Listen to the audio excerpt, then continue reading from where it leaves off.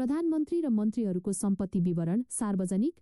बालेन शाहको मुख्य आम्दानी सामाजिक सञ्जाल। शिक्षा मन्त्री सबैभन्दा धनी।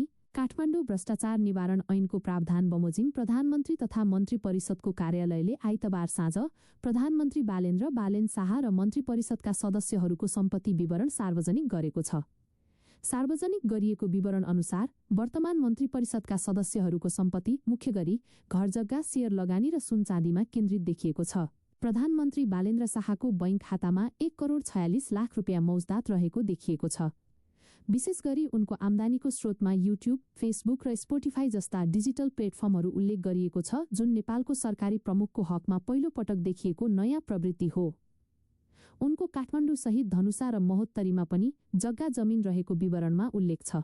मन्त्री परिषदका अन्य सदस्यहरूमध्ये शिक्षा मन्त्री सस्मित पोखरेल सबैभन्दा धनी देखिएका छन्। उनको काठमाडौँ, मोरङ र ललितपुरमा गरी 23 करोड 41 लाख रुपियाँ बराबरको सम्पत्ति रहेको छ।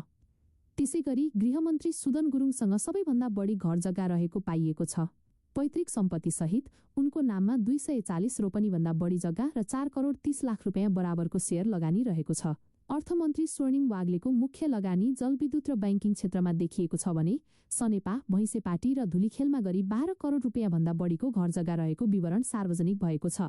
कानून मन्त्री सोभिता गौतमको नाममा भने सबैभन्दा कम जग्गा भरतपुरमा 677 वर्ग मिटर देखिएको छ। यद्यपि उनीसँग सुन, हिराका गहना र शेयरमा लगानी रहेको छ।